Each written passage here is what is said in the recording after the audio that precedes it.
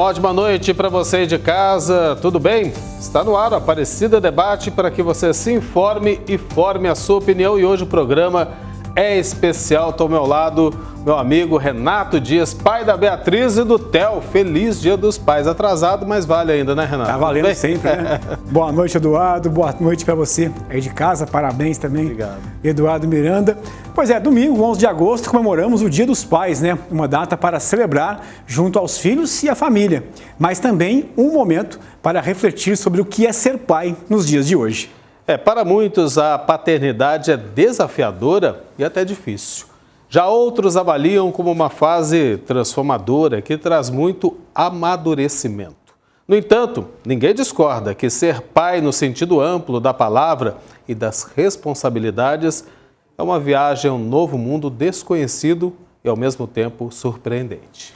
Desafios da paternidade é o tema do Aparecida Debate de hoje. E o nosso primeiro convidado da noite é o professor Dr. Marcelo de Oliveira Fonseca, psicólogo e professor do Departamento de Psicologia da Universidade de Taubaté, a Unital, e pai da Elza e da Luísa. Não é mesmo, professor? Boa noite. Obrigado pela presença com a gente no Aparecida Debate. Começa explicando para a gente a sua experiência de ser pai.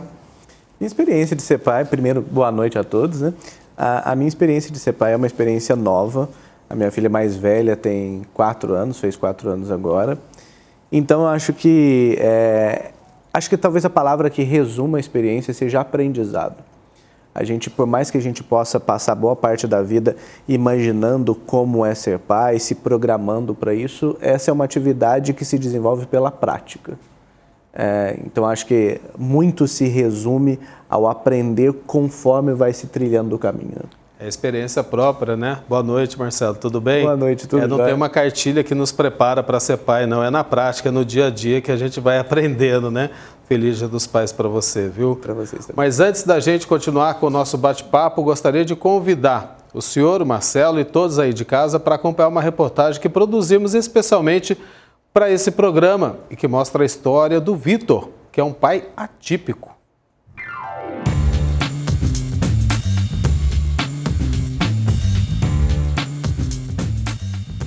Se um ser humano pudesse traduzir o amor da forma mais pura e avassaladora, o amor a um filho provavelmente é aquele que mais toma conta do coração e da alma.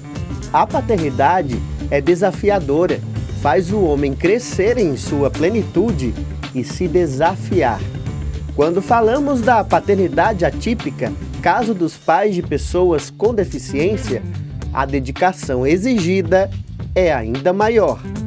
E agora o Aparecida Debate de hoje quer convidar você a acompanhar a história do Vitor. O Vitor é um pai atípico e vai nos contar um pouco como tem sido essa experiência. Vitor, seja muito bem-vindo ao Aparecida Debate. Primeiro eu gostaria de te perguntar, né, como tem sido para você essa experiência? A paternidade para mim, desde o início, foi uma grande surpresa e ao mesmo tempo uma experiência inovadora que me mudou. O Jorge, ele nasceu com uma deficiência, né, chamada mielomeningocele, uma malformação congênita, e foi descoberto apenas no parto. Então, até o último dia da gestação, a gente não tinha a ideia que seria uma criança com deficiência. Então, a partir do momento que ele veio ao mundo, foi uma experiência, ao mesmo tempo uma missão para mim e para minha esposa. Ajudou minha esposa, a gente troca experiência com pessoas com deficiência, com pais de pessoas com deficiência, que pode fazer com que o Jorge tenha uma vida e um futuro levando em conta que ele vai sofrer preconceitos, vai. A gente ensina ele que ele é uma pessoa normal, não existe aquela de pessoa especial, pessoa normal. Existe uma pessoa com deficiência, mas ela tem todos os direitos, ela pode frequentar os mesmos lugares de uma pessoa sem deficiência. Há cerca de 8 meses ele também foi diagnosticado com o transtorno do espectro do autismo. E ele tem um hiperfoco bastante em letras e alfabeto. Há cerca de 6 meses ele começou a falar o alfabeto em inglês, do A ao Z, e a gente nunca ensinou inglês, eu e a minha esposa não falamos inglês, e ele aprendeu assim, até hoje a gente não compreende como que ele aprendeu isso. E ele tem um raciocínio lógico bem fundamentado nas coisas que ele vê durante o dia. Ele chega da escolinha, ele fala o que aconteceu. Então, essa capacidade dele de perceber o que está certo e o que está errado me enche de orgulho nele. Você acha que as políticas públicas hoje, elas são suficientes? Ainda não são suficientes, porém teve um grande avanço, né? Desde 2015, por exemplo, a gente tem a Lei Brasileira de Inclusão. O Brasil é um dos poucos países que tem uma lei voltada às pessoas com deficiência e isso, ao meu ver, como um pai de uma criança com deficiência, me enche de esperança que quando ele estiver na vida adulta, na adolescência, ele também vai ter um mundo mais evoluído, um Brasil mais evoluído com as questões de pessoas com deficiência. Ainda faltam muitas políticas públicas voltadas a esse público, porém temos um grande avanço nos últimos 10, 15 anos. E o Jorge é assim, uma criança como todas as crianças. Adora brincar e abraçar, é esperto e sorridente. Super amoroso, ele é uma pessoa que fala que ama, faz carinho. Toda vez quando ele acorda ele fala bom dia, te amo, boa noite, te amo. Então ele é uma pessoa muito amorosa. Vitor, o que mais que o Jorge te ensinou como ser humano e também com essa experiência de ser pai? Eu sempre fui uma pessoa um pouco explosiva, ansiosa, sem paciência. E desde que ele nasceu, há 3 anos eu aprendi a ter mais paciência, ser menos ansioso e viver um dia de cada vez. A vida de um pai atípico é assim, superar os seus próprios limites para que os pequeninos sejam pessoas independentes e autônomas. No fundo, é o que todas as crianças precisam. E para isso, é preciso sempre muito amor.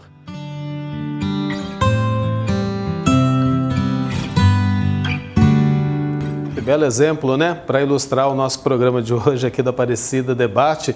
Então, o Vitor estava falando ali que já começou a desempenhar esse papel de pai na gravidez da mulher dele, né? E é ali que começa. Não é depois que o filho nasce, não. Começa bem antes, né, Marcelo? Exatamente, exatamente.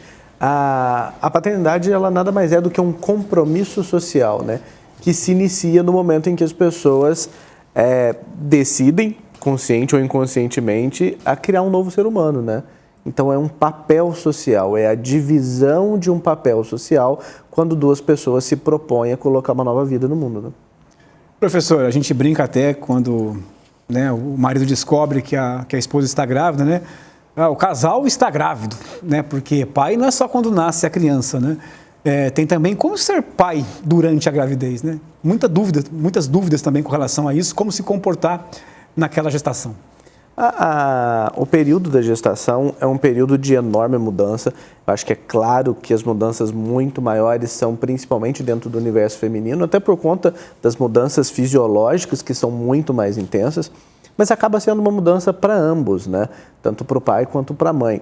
É uma mudança que ocorre, que se associa à rotina de vida, a uma rotina de cuidados, a planejamentos futuros, planejamentos de vida.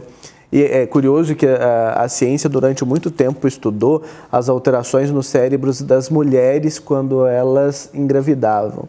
E ao longo principalmente das 2 últimas décadas, a ciência tem olhado para o cérebro do pai também e mostrando que, assim como o cérebro da mulher muda durante o período gestacional, o do pai também muda, mudando áreas associadas a cuidado. Então, é muito interessante a gente perceber que, por mais que existe uma mudança fisiológica no corpo da mulher que é imensa, o corpo do homem, o cérebro do homem também muda quando o casal gesta uma criança. Então tá certo falar que o homem também fica grávido, né?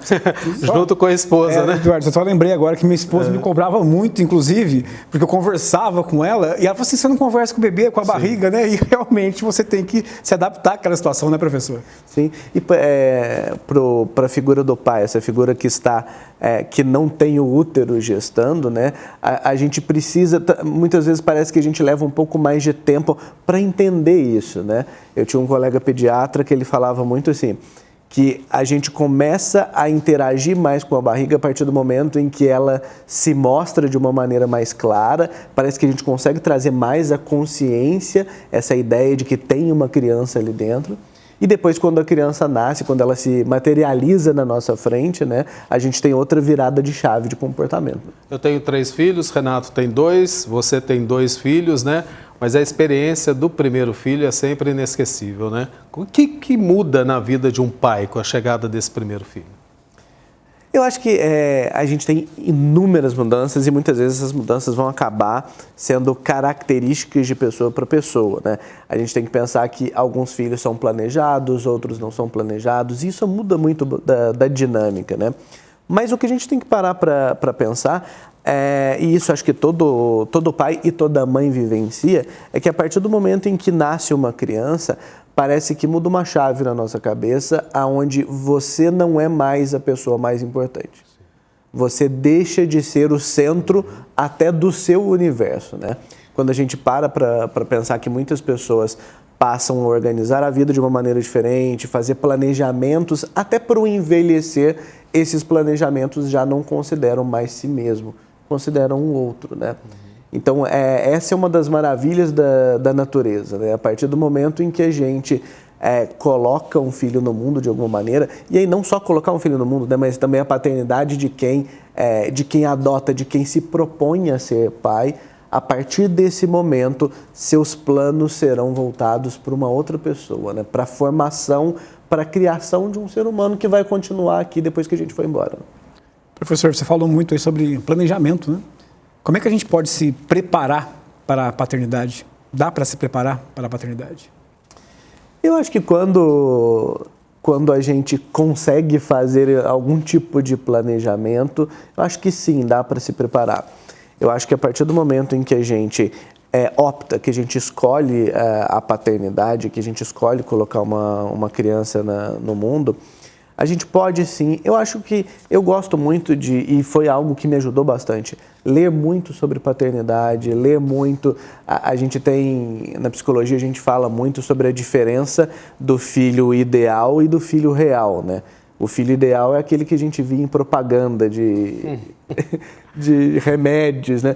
Que é aquele bebê que não chora, que está sempre muito cheiroso. E o bebê real, ele é diferente disso, né? É um bebê que tem cólica, que chora, que não dorme à noite. Quanto maior o distanciamento do que a gente imagina que vai ser do que realmente é, mais difícil é essa preparação.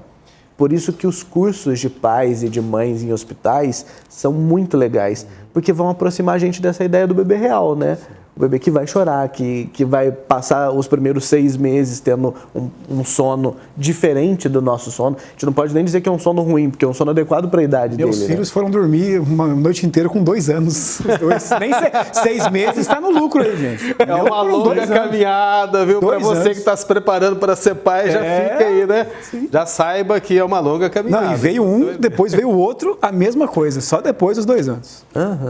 E a ideia é essa, né? Eu acho que muitas vezes o erro que a gente comete é tentar colocar uma criança recém-nascida, uma criança pequena, dentro de uma ideia de rotina que a gente gostaria que fosse. E esquece de perceber que aquele é um ser que tem demandas próprias, que tem dinâmicas próprias. Então, quando a gente fala que um bebê dorme a cada 3 horas, um bebê recém-nascido dorme a cada 3 horas, e a gente pensa, nossa, como que isso vai impactar a minha rotina? É entender a naturalidade do processo, né? Eu que tenho 3, cada criança é diferente da outra, né? Uma não dormia, o outro dormia a noite toda, e aí a gente vai se adaptando e vai aprendendo, né? Marcelo, mais uma curiosidade, né? A gente tira algo do nosso próprio pai para levar para a nossa paternidade? Tem essa questão de exemplo, meu pai foi para mim, eu vou ser para o meu filho?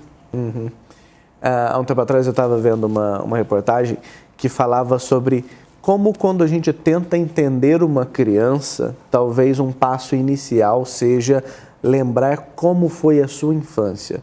Então, acho que todo novo comportamento, ele segue um referencial, tá? Muitas vezes esse referencial pode ter sido a paternidade do seu pai, por exemplo, ou como você gostaria que ela tivesse sido. Um referencial sempre vai existir, né? A grande questão aí é, talvez, para além de buscar esse referencial em outros pais, se lembrar muito também de como foi a sua infância, né? Acho que a gente tem uma tendência com o processo do envelhecimento, a maioria das pessoas vai falar isso, tipo, nossa, não me lembro nada antes dos 5 anos, não me lembro nada antes dos 6 anos. essa, infelizmente, é uma característica triste da natureza, né? Porque se a gente lembrasse desse período, talvez a gente conseguisse ter uma paternidade mais efetiva com uma facilidade muito maior, né? Porque é pensar em como ser pai, mas é pensar também em como ser criança, né? Professor, e nos dias de hoje, quais são os maiores desafios da paternidade?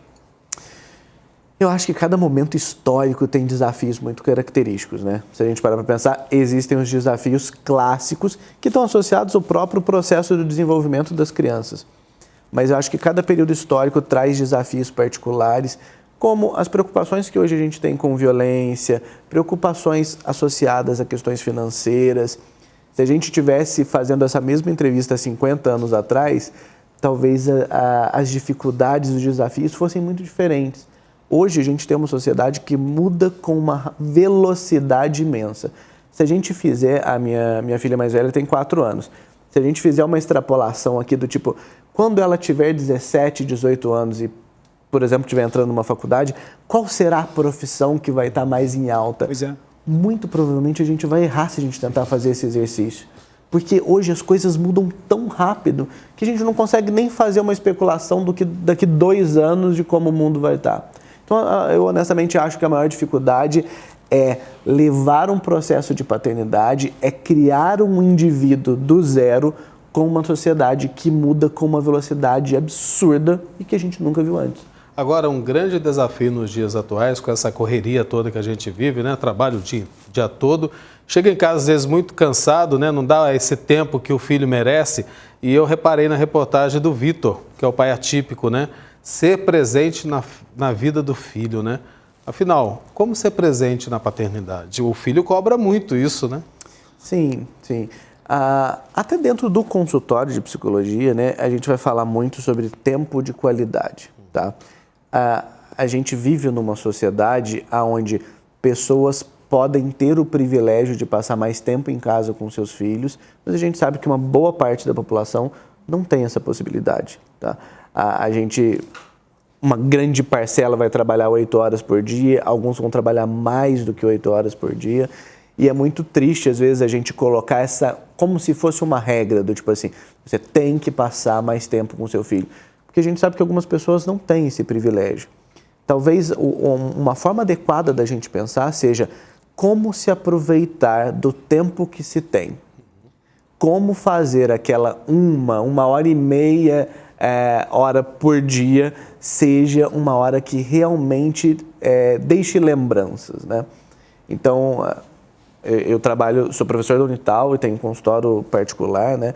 Trabalho muito mais do que 8 horas por dia, mas uma coisa que eu sempre me preocupo a partir do momento em que eu cheguei em casa, se a minha filha está acordada, eu passo um tempo com ela.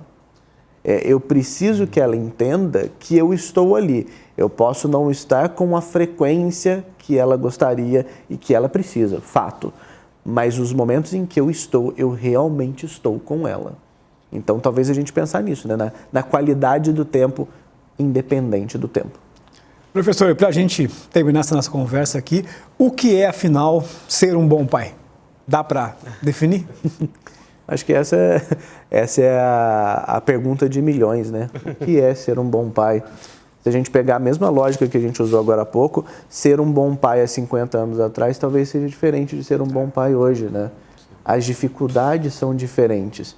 Mas eu acho que se a gente usar alguns norteadores, ser uma pessoa preocupada com o desenvolvimento daquele ser que está crescendo, ser uma pessoa sensível às demandas daquele ser que está crescendo, ser uma pessoa empática com as dificuldades e curiosa também com as características que são próprias da infância, né? Eu acho que talvez se a gente conseguir trabalhar e desenvolver essa empatia, essa sensibilidade e esse olhar curioso e protetor por aquele ser que está crescendo, eu acho que as chances de ser um bom pai são imensas. E sempre ter o amor acima de tudo, né? Porque é isso que vai nos mover para cumprir o nosso papel, a nossa missão, porque eu digo que é uma missão ser pai hoje em dia, né? Com certeza. Uma missão difícil, mas uma missão possível. Sim. Obrigado, Marcelo, pela participação aqui no Aparecida Debate. Muito contribuiu, né, Renato? Nós que somos pais, a gente vai aprendendo ainda. Eu sou pai de uma longa data, de mais de 30 anos, mas a gente aprende no dia a dia, né, com os filhos. É muito bacana isso. Muito obrigado pela presença. Eu que agradeço, pessoal. Obrigado, professor. Valeu, um abraço. O Aparecida Debate faz uma pequena pausa. Daqui a pouco a gente volta com mais reflexões sobre os desafios da paternidade. Até já. Estamos de volta com o Aparecida Debate nesta terça-feira, falando sobre a paternidade e os seus maiores desafios nos dias de hoje. O Dia dos Pais no Brasil é comemorado todo segundo domingo do mês de agosto. Mas além do almoço em família e dos presentes, muitos pais se perguntam e se preocupam com os desafios que têm que enfrentar no dia a dia, sobretudo numa sociedade cada vez mais digital. Afinal, como ser um pai mais presente, afetivo, responsável e que seja um exemplo para o filho? Resposta que muitos ainda buscam, principalmente aqueles que estão se preparando ou começaram agora nesse mundo de novas descobertas que é a paternidade. E o nosso convidado agora é o Lucas Quinarelli, ele é educador parental e pai do Arthur, está aqui com a gente. O Lucas, cara de menino, hein, Du? Pois é. Lucas, boa noite para você, obrigado pela presença com a gente aqui hoje no Aparecida Debate. Começa falando para a gente aí quantos anos tem o Arthur e essa sua experiência como pai. Muito boa noite, muito obrigado pelo convite, é um prazer estar aqui.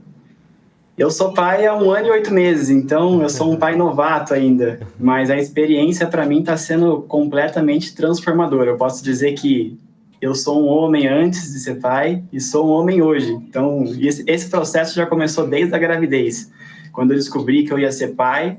E no momento que eu descobri que eu ia ser pai, claro que foi um momento de muita alegria para mim, mas confesso que em primeiro momento eu fui um pouco egoísta e o primeiro pensamento que me veio na cabeça, além da felicidade, é tudo que eu ia ter que deixar de fazer para poder ter que cuidar do meu filho. E já no final da gravidez, com toda essa transformação que eu estou citando para vocês, eu já comecei a pensar completamente diferente. Eu comecei a pensar tudo que eu queria deixar de fazer para poder estar mais tempo com meu filho. Então, por isso que eu digo que foi transformador. Além de tudo isso, eu posso dizer também que hoje eu vivo muito mais o momento presente, que eu me pegava tanto tempo parado, olhando o futuro, olhando para o passado, e agora a gente não tem muito tempo para isso, né? A gente precisa trocar a fralda agora, tem que brincar agora, é tudo para agora. Então, isso traz muito a gente para o momento presente, o que também é muito bom. E é uma parceria, né? A gente tem que falar isso porque o pai, ele não só ajuda a mãe na criação do filho, mas existe ali uma união mesmo, né? De fato, né? Assume o seu papel, assume sua responsabilidade de estar presente todo o tempo, né, Lucas? Boa noite para você, querido. Sim, com certeza. Se não tiver essa cooperação da família para poder se ajudar, é muito difícil que a gente consiga construir uma educação saudável. Eu até recentemente fiz um conteúdo que eu postei nas redes sociais que deu muito engajamento, infelizmente negativo, que eu estava reconhecendo as dificuldades de conseguir se cuidar de uma criança em tempo integral, além de cuidar da casa, o que acontece no meio de muitas mães. E a maioria dos pais discordaram de mim, dizendo que era muito mais fácil ficar em casa com as crianças do que trabalhar. E eu posso dizer com propriedade que já trabalhei em diversos tipos de emprego, pesado, de pé, sentado, que não é bem assim. Com a criança você não tem tempo para conseguir descansar, pensar, tomar água, ir no banheiro. Por mais que você trabalhe pesado, você consegue parar 5 minutinhos para relaxar, tomar uma água e fazer tudo o que você precisa fazer com a cabeça livre. Agora, com a criança, você não tem esse tempo, né? Você tem que estar ali o tempo todo para ela, cuidando dela, mantendo ela viva, que é o mínimo, além de fazer todas as outras tarefas. Então, se não tiver esse apoio, essa parceria, fica muito difícil. Agora, Lucas, hoje muito se fala da importância da presença dos pais, né? Próximos, quanto mais tempo próximos dos filhos, né? Mas não é ter que passar um tempo com o filho, é a qualidade da presença do pai com o filho, né? Como eles aproveitam esse tempo. Se der para escolher se der para você escolher de ter bastante tempo e tempo de qualidade, melhor. Agora, se tiver que escolher um ou outro, é muito melhor que você escolha tempo de qualidade. Porque o que eu mais vejo são pais que passam muito tempo com a criança, mas infelizmente nesse tempo que passam com ela não estão presentes ou estão violentando a criança. Então é muito melhor que você fique menos tempo, mas que faça esse tempo ser de qualidade, principalmente dentro das configurações que a gente tem na família. O que a gente mais vê são as mães ficando em casa e os pais saindo para trabalhar. E aí é nesse momento que você volta para casa, que você tem pouco tempo, que você precisa focar nele. Por mais que você esteja cansado, você precisa entender que a sua mulher nesse momento, ou seu parceiro, parceira também está cansado, e você precisa, nesse momento, dar um tempo para esse outro cuidador e focar na sua criança, para você também ter um tempo de qualidade com ela, senão você não vai conseguir construir nenhuma conexão emocional. Lucas, agora você mesmo se definiu como pai novato, né? Mas estou vendo que já aprendeu bastante coisa em pouco tempo, viu? A gente compartilha e partilha com você da mesma experiência. Eu, Renato, somos pais aqui, eu com 3 filhos, o Renato com a Beatriz e com o Theo. A gente vai aprendendo no dia a dia. Quais são, Lucas, para você, tá? As atribuições que são exclusivas do pai, que não podem e não devem ser terceirizadas, ou seja, transferidas para outros. A avó, o avô, o tio, a tia, aquilo lá é do pai e da mãe. Vamos falar dos dois, né? Como casal mesmo, como união. Olha, eu acredito sinceramente que até os 3 anos, praticamente nenhuma deve ser terceirizada. Eu sei que é muito difícil a gente falar isso e que é praticamente impossível dentro da realidade que a gente tem hoje. Mas se a gente for falar dentro de um mundo ideal, até os 3 anos não pode ser terceirizada, não deveria ser terceirizada, porque é nesse momento que a criança está aprendendo a se relacionar com o próximo. Então a gente quer passar os valores que a gente acredita ser o certo para o próximo. Então, se a sua criança começar a ter contatos com muitos cuidadores, essa criança ela vai começar a aprender com outras pessoas os valores que você deveria estar ensinando. Então, quando a gente acaba terceirizando demais, e eu sei que nesse momento aqui eu vou abrir até umas aspas, que para muitas famílias isso não é opcional, mas quando você terceiriza, por exemplo, levando para escola, creche, colocando babás, acontece que quem vai passar esses valores vão ser outras pessoas, outras crianças, e a gente tem um mundo que é muito tóxico. Então, a gente vai acabar fazendo com que as crianças aprendam com a vivência com esse mundo que é tóxico. Então, até os 3 anos, eu diria que o pai e a mãe têm que ter a prioridade em conseguir passar esses valores para a criança, porque depois que ela for para o mundo exterior, que a partir dos 3 anos ela começa a ter esse contato, ela vai começar a perceber que foi ensinado para ela de uma forma e que estão falando com ela de outra forma, mas ela já consegue fazer essa diferenciação. Até os 3 anos, não. Ela vai levar isso e vai absorver. Ô Lucas, agora o pai deve ser amigo do filho, né? Claramente. Mas para isso precisa exercer autoridade. E como exercer a autoridade de pai com o filho? Na base do respeito, eu acredito que é o caminho ideal. Ainda hoje, antes de eu ser pai, eu achava que isso já não acontecia mais tanto, que a violência, tanto física quanto psicológica, com as crianças era muito pouca. Mas agora que eu virei pai e que eu frequento bastante ambientes que tem muita criança, o que eu mais vejo são pais abusando tanto psicologicamente quanto sendo violentos com as crianças para tentar impor essa autoridade. Só que nessa forma você está sendo autoritário e não está tendo autoridade nenhuma. E você está impedindo a sua criança de criar um vínculo com você de amizade. E se você não conseguir a base do respeito, isso nunca vai acontecer. Todos nós já fomos crianças, já fomos adolescentes, e a gente sabe bem como é, principalmente a fase da adolescência, porque até os 10 anos a gente ainda é muito próximo dos nossos pais. Chega na adolescência, a gente começa a se conectar mais com os amigos. E nessa hora, se você não tiver construído um vínculo de amizade com o seu filho, ele vai completamente te deixar de lado. E todas as coisas erradas que ele poderia fazer ao seu lado, ou que ele poderia falar para você que ele está fazendo, ele nunca vai te falar.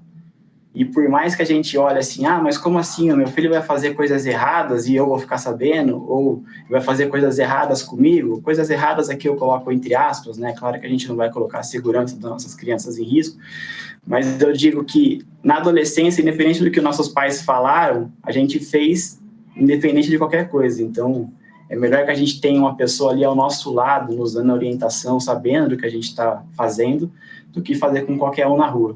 Eu diria que esse foi um ensinamento que meu pai passou para mim, que foi muito válido e que eu quero passar também para o meu filho. Essa seria a forma mais viável de construir amizade, que seria na base do respeito. Duas questões importantes, né, Lucas? Existe uma grande diferença entre medo e respeito. E o respeito se traduz em amor e em acreditar e ter a confiança em um e no outro, né? Nessa relação entre pai e filho. Agora tem um ditado, você falando, veio na minha cabeça aqui, né? Que a gente cria filho para o mundo, não para a gente mesmo, né? Um dia o filho vai bater asas. Então não tem jeito, né? A gente tem que preparar. Eu acho que a grande missão do pai também é essa, preparar o filho para esse mundo, né? Exatamente. É doloroso pensar isso, mas realmente a gente vai criar os nossos filhos para poder viver em sociedade. Agora, essa construção com nossos filhos é o que vai ditar como vai ser a hora que ele for. Porque em alguma hora ele vai querer voltar, se ele quiser. E a nossa construção dessa conexão é que vai ditar se eles vão querer e em quanto tempo eles vão querer. Agora só um parênteses aqui, viu? Eu já tenho um que já saiu. E dói, viu? Prepara. Os pais que estão acompanhando aí, estão assistindo, prepara, porque é um dia que a gente não planeja, mas que vai acontecer, Renato. Tá longe, vamos pensar que tá longe ainda. No seu caso, o meu não tanto, mas no seu caso, vamos pensar que tá longe ainda, né? Ô Arthur, e no caso de pais separados, né? Como lidar com essa situação no relacionamento com os filhos? Eu sou filho de pais separados, então é bem difícil para a criança, principalmente, né? E eu acredito que a melhor forma de lidar com isso é colocando como prioridade a própria criança, o bem-estar da criança.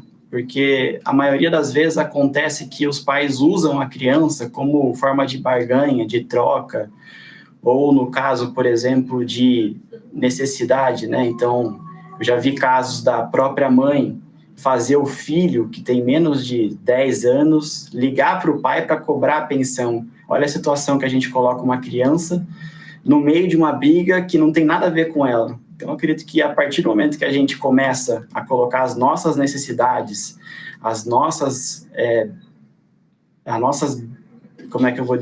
egoísmos acima das necessidades da criança, a gente começa a violentar ela de uma forma invisível, que na hora pode ser que a gente não perceba, mas que a longo prazo a gente vai colher frutos muito negativos. Agora, correção, viu? Esse aqui é o Lucas, viu? Eu chamei Lucas. De Arthur, chamei o Lucas de... O Arthur é o filho. A gente imagina que tá nesse cenário aí, né? Porque a gente tá vendo atrás do Lucas ali, olha, os brinquedos do Arthur. Ali. Tô correto, Lucas? Sim. Esse daqui é o Xavier, foi a primeira pelúcia que a gente comprou pro Arthur. Aí, ó, tá no quartinho do Arthur, né? Ou o Arthur tá no quartinho dos pais, um ou outro. Ô, Lucas, como ser um bom exemplo para os filhos? É o que muitos pais buscam, né?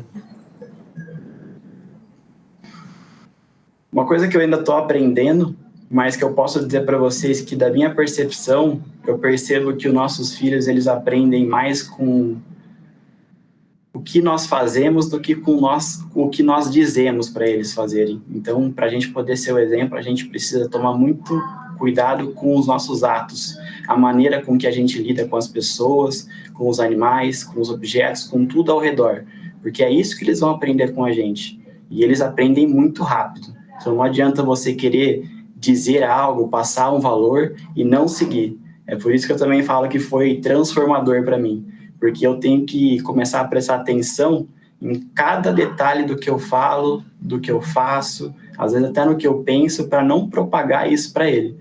Porque qualquer coisa que eu faço, ele já faz em seguida igualzinho. Não que a gente acaba fazendo algo errado, mas muitas vezes a gente acaba cometendo alguns pequenos equívocos, que para nós é pequeno, mas que eles tornam isso algo grandioso. Por isso que a gente tem que tomar muito cuidado. Esses dias, por exemplo, eu e meu filho chupando mexerica, e aí eu peguei uma semente e cuspi. Ele achou incrível. Aí ele começou a pegar a mexerica e a cuspir toda a mexerica. Então, por isso que a gente tem que tomar cuidado, porque às vezes um pequeno detalhezinho transforma a relação deles com o alimento, com os animais e com qualquer outra coisa. Ô Lucas, muito obrigado, viu, pela presença com a gente aqui, nesse programa aqui, falando dos desafios da paternidade. E embora a gente tenha mais experiência, pode ter certeza que a gente aprendeu bastante com você aqui também. Muito obrigado, foi uma honra estar aqui com vocês e bater esse papo com vocês. E aproveita e dá um beijão no Arthur aí, viu? Pois é, também. Feliz Dia dos Pais para você, querido. Valeu, obrigado. Bom, vamos para um rápido intervalo e voltamos já para falar mais sobre os desafios da paternidade. Estamos de volta com a Aparecida Debate, que hoje destaca a paternidade e seus maiores desafios nos tempos atuais. A chegada de um filho é algo vivido de uma forma muito intensa pelas mamães. Mas como é essa espera e preparação para os pais? Quais são os desafios pela frente? Como o homem vivencia essa nova experiência e qual o seu papel nessa jornada? Para responder a essas e outras questões sobre a paternidade, a gente recebe aqui em nossos estúdios, para esse terceiro e último bloco do Aparecida Debate, o Francisco Borges, jornalista e historiador, adotou 6 crianças, é o pai solo dos meninos. Vamos lá: Gabriel, Vitor, Miguel, Maicon, Davi e João. Tá certo, é isso mesmo? Boa noite, obrigado pela presença aqui no Aparecido Debate. Boa noite, é isso mesmo. Os 6 filhos, né? Sim. Como é que ele dá com a paternidade no dia a dia? Você que tem essa experiência em casa. Eu sou pai biológico do Vitor e tive, através da adoção, a oportunidade de me tornar pai dos meus outros 5 filhos. Eu entendo a paternidade e a parentalidade como forma de atravessar afetos em nossa vida e na vida daqueles que são os nossos filhos. E a adoção é uma forma legítima da família ser constituída também. Nada tem a ver com caridade, nada tem a ver com a bondade que existe no coração daquele que adota. É simplesmente o desejo de ser família, e como ser família, vem todos os desafios e alegrias juntos. Francisco, boa noite, viu? Parabéns aí, né, também pela filharada aí, né? 6 filhos. Cada filho é diferente, né, na maneira de educar cada um também? Lógico, ainda mais a gente que vive num coletivo em casa. Eu falo coletivo porque somos 7. E como 7 pessoas em casa, é tão importante a gente olhar com a singularidade para o coletivo. Porque o maior desafio é olhar dentro das necessidades de cada um deles, respeitando o que eles trazem e, ao mesmo tempo, compreendendo como fazer para que esse desejo de ser amado, ser protegido, ser direcionado. Muitas vezes, quando uma criança vem pela questão da adoção, ela foi fragilizada em várias questões pessoais. Então, se sentir seguro em um lar é tão importante quanto receber amor. É um aprendizado diário, digamos assim, né? Porque você tem que conhecer o jeito de cada um, personalidade de cada um e se adaptando também a isso, não? É isso mesmo. É esse desejo da gente tornar o nosso lar um lugar de aconchego. Eu costumo dizer que o aconchego é mais do que simplesmente uma família. É quando você consegue ser do jeito que você é e saber que você está sendo respeitado pelo jeito que você é, simplesmente. E filho não precisa necessariamente ser aquele bonzinho todo o tempo, ou aquele que te responde prontamente a todas as questões que você traz. Mas, não, quando você está num lugar seguro, você não coloca suas máscaras, ou coloca menos máscaras possíveis.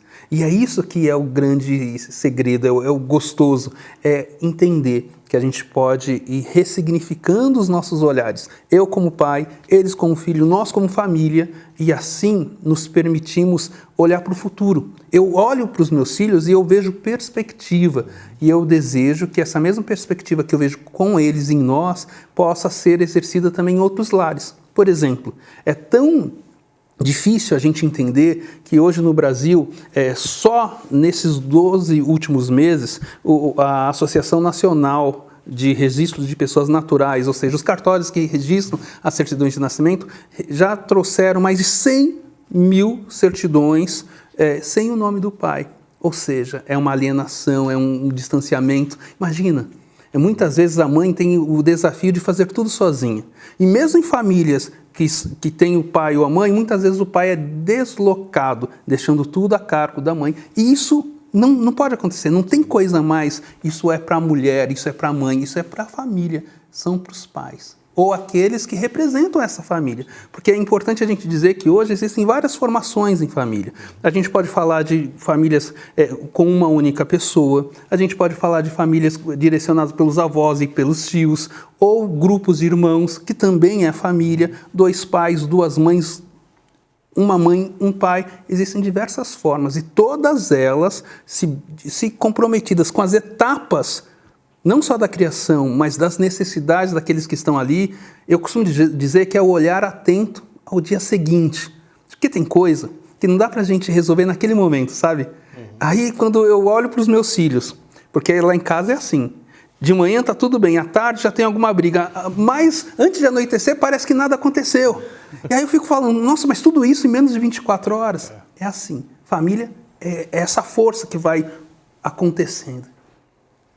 Francisco, no primeiro bloco a gente até conversava aqui com o professor psicólogo sobre a velocidade da mudança, né, nos últimos anos. Criar um filho hoje é bem diferente de 50 anos atrás. Quais os maiores desafios da paternidade no mundo de hoje, que é cada dia, cada vez mais digital? Eu sei que muitas vezes as pessoas já relacionam os desafios à tecnologia, mas eu vou por uma outra vertente.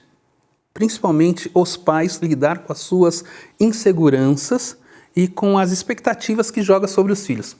Por exemplo, quando uma criança está por nascer ou chegar à família, a gente cria várias expectativas de como vai ser, de como vai agir, aquilo que vai reverberar de nós, nele ou nela. Quando, na verdade, muitas vezes essa criança, independente de ser nascida no seio dessa família ou vindo por uma adoção, é tão interessante compreender que às vezes a gente, com as nossas expectativas sobre ele ou sobre ela, não deixa que ele se manifeste de forma mais plena. E outra coisa também, muitas vezes a gente olha e fala assim, eu não vou reproduzir questões que os meus pais trouxeram para mim. Os meus pais foram ótimos, mas tem aquele item, aquele outro item que eu não quero reproduzir. Só que às vezes a gente se encontra reproduzindo aquilo que a gente pensou que não iria fazer. E como que a gente faz para olhar para a gente e ressignificar a rota? Porque numa família é diferente de uma empresa. É totalmente diferente, porque nós estamos falando de pessoas que estão ali muitas vezes machucadas, feridas. O silêncio em uma comunicação na família pode representar o aconchego, mas pode também representar uma ponte que se quebrou e que não tem mais passagem. Então, eu acredito que os pais, ou quem representa esse adulto, tem que estar sempre com o olhar atento para observar. Porque, além da tecnologia, é principalmente as nossas expectativas e também essa necessidade, às vezes, de não reproduzir e se ver reproduzindo. Uma fala um pouco mais violenta ou desencorajadora. Imagina um filho numa fase de adolescência, já são tantos os dramas. Na primeira fase, por exemplo, se apresenta como criança, depois de 5 minutos como adolescente, já se sente adulto. E aí retroage tudo. E a gente, como pai, a gente tem que ir incentivando, porém trabalhando limites também. Porque o limite vai com calma. Você vai conseguir, só que você só precisa de um pouco mais de tempo. Vai dar mais uma oportunidade para você recomeçar e acreditar nos sonhos dos filhos, muitas vezes quando os nossos não se realizaram. Porque às vezes os pais também têm muito medo dos filhos não serem bem-sucedidos. Mas o que é ser bem-sucedido? Se a gente olhar para uma linha do tempo em que a gente vive 70, 80 anos, em média, em produção, se a gente olhar que o nosso desejo é ser feliz e ser amado, todo complemento é complemento. Não quer dizer que seja menos importante, mas não dá mais para a gente definir o que é ter êxito. Mas a gente pode entender o que é ser feliz. Se seu filho prontamente te responde de um jeito amável, carinhoso, você conseguiu criar com ele valores, hoje ele pode estar aqui com você, amanhã ele vai estar num outro lugar. Mas os valores que ele recebeu, seja de qual ordem for, ele vai também reproduzir, querendo ou não, porque isso também acontece com a gente. Agora, a prova de amor aos filhos também, creio eu vou perguntar para você, né? Mas a gente partilha e divide dessa sua experiência, é a gente respeitar a escolha dos filhos. Nós não podemos obrigar o filho a fazer alguma coisa. Nós temos que orientar. E essa prova de amor reside justamente na liberdade que a gente dá aos filhos, né, para fazer suas escolhas. Estamos ali ao lado, né, Francisco? Para acolher, para orientar, mas não para obrigar a nada. É verdade. É o respeito e também um direcionamento sutil. Porque é lógico, se a gente viver um pouco mais, a gente já teve a experiência daquilo que a gente às vezes tentou, acreditou que era o final da linha e não era, prova de que a gente está aqui. Então, não minimizar as dores e também não maximizar as emoções, seja nossa ou do outro. Porque, às vezes, eu acredito que a maioria dos pais não erra porque quer errar, mas erra porque está com excesso de necessidade de que tudo se resolva agora. Não dá para a gente resolver tudo nesse momento. E isso não é trazer em nós uma insignificância, mas é trazer em nós uma humanidade. Humanizar as relações, seja com os filhos ou com o que a gente está vivendo, é um jeito mais leve de viver. Por que eu falo isso? Porque quando a gente simplesmente está querendo que seja imposto o nosso desejo, a nossa vontade, muitas vezes a gente está tirando a humanidade do outro de escolher, de experimentar, de vivenciar. E esse vivenciar é que vai fortalecer para que as rotas, o caminho seja direcionado. Eu uso muito um termo que algumas pessoas chamam de equidade. E equidade para mim é quando eu tenho um muro aqui à minha frente. E algumas pessoas, eu tenho 3 pessoas que querem avistar o que está acontecendo por trás daquele muro. Só que eu tenho uma pessoa de 1,50 m, um de 1,70 m e um de 1,90 m. Todos vão precisar de um banco, mas o tamanho desse banco tem que ser de acordo com a necessidade de cada um deles. Isso, na prática, quer dizer o seguinte, eu tenho 6 filhos, mas cada um exige de mim algo naquele instante. E isso nem sempre eu consigo oferecer. E como eu me refaço dessas dores pessoais de saber que eu não entreguei tudo que os meus filhos precisam, independente de ser um filho, de ser 2 filhos, porque a gente se sente muito sobrecarregado. A gente está terminando agora uma época de férias, mas eu posso citar um feriado prolongado, quando a gente sai da rotina. Muitas vezes o prazer de estar junto dura algumas horas. Depois as pessoas já falam, nossa, quando é que eles vão voltar para a escola? Por que isso? Porque cada vez mais a gente está desconhecendo aqueles que estão com a gente. E o desconhecer não quer dizer que você não tem a percepção, mas você olha e fala assim, nossa, mas como se parece comigo? Como se parece com o jeito que anda, o jeito que olha? A gente vai descobrindo os nossos filhos em pequenas coisas. Se é assim, é permitir também que eles descubram em nós as pequenas coisas. A gente não precisa ser fonte de saber constante. Não há necessidade disso. Talvez o que a gente possa dizer de uma forma de ser pai e mãe do passado é que precisava sempre ter as respostas. Hoje, talvez eles tenham mais respostas do que a gente. Não é verdade? Facilidade, né? Com certeza. Na palma da mão, inclusive. Né? Existe uma troca, né, na relação pai e filho. Francisco, e pergunta difícil, hein? O que é, afinal, ser um bom pai? Eu acredito que é estar comprometido com todas as etapas do que você entende como ser pai. Por exemplo, os meus filhos vieram pela via da adoção, vieram machucados emocionalmente. Então eu sei que muitas vezes o que se apresenta à minha frente não é uma referência comigo, Francisco, mas as dores que traz muitas vezes nas suas lembranças. Em alguns momentos, algum dos meus filhos pode estar olhando e se sentindo traindo a sua antiga família. Sabe aquela família de origem que foi destituída, aquela família que não deu conta de cuidar de todas as necessidades, que feriu as necessidades básicas dessa criança e desse adolescente? É muitas vezes olhar isso. Então hoje a minha necessidade, o que eu entendo é ser eu um bom pai, é possibilitar que cada um, por exemplo, tenha acesso à saúde mental, a psicólogo. E eu não estou falando pagando algo por isso, mas é importante a gente saber que o SUS está aí e que tem esse serviço. E é que é importante a gente saber como buscar. Por exemplo, só estou dando um exemplo. Essa é a nossa necessidade, mas para outras famílias pode ser simplesmente o sentar à mesa, independente de qual seja o alimento que tem, mas perguntar como foi seu dia, o que você quer, como que está você, mesmo que quando você pergunta, você está bem, provavelmente ele simplesmente vai dizer que está, mas é entender que esse tá pode significar muito mais do que essa pequena palavra. É assim que eu acho. A gente está encerrando aqui o Aparecida Debate, mas antes eu gostaria de reunir a família, os seus 6 filhos. Vamos lá, de novo, o Gabriel, o Vitor, o Miguel, o Maicon, o Davi e o João. Podem chegar lá perto do papai, ficar ao lado do papai, todos vocês, para a gente mostrar e fazer uma homenagem a todos os pais. Não ter medo de ser pai nos dias de hoje, aqui né? no Francisco. A gente às vezes a gente pensa assim, o pai, o homem tem um certo receio de ter os filhos.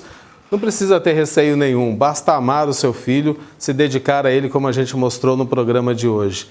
Família linda, parabéns pela família, pelos filhos, o exemplo de pai, mesmo que atrasado, um feliz Dia dos Pais e através de você a gente cumprimenta também todos os pais que estão nos assistindo. Parabéns, viu, Francisco? E a todos os filhos aí. Parabéns, viu, Francisco? Eu que agradeço e a minha última mensagem é, talvez você, em um outro casamento ou numa outra relação, não teve a oportunidade de manifestar a paternidade que você deseja, mas hoje talvez você viva numa outra relação. Não repita as mesmas questões. Se revisite nesse olhar também, porque sempre é um momento da gente fazer diferente, né? Sim, sempre. Vai lá, Renato. Bom, gente, assim a gente encerra o Aparecida Debate de hoje. Reveja esse e outros programas no canal da TV Aparecida no YouTube e no nosso Instagram, que é o @jornalismo TV Aparecida. Além das notícias e os bastidores da programação, você pode sugerir temas para debatermos aqui às terças-feiras. Uma boa noite para você e até a próxima. Uma boa noite para você. Aparecida Debate fica por aqui. Um ótimo descanso e a gente encerra com a imagem da família do Francisco, ele e todos os seus filhos. Feliz Dia dos Pais atrasado para você que nos acompanhou aqui de casa. O Aparecida Debate volta na próxima terça-feira. Até lá.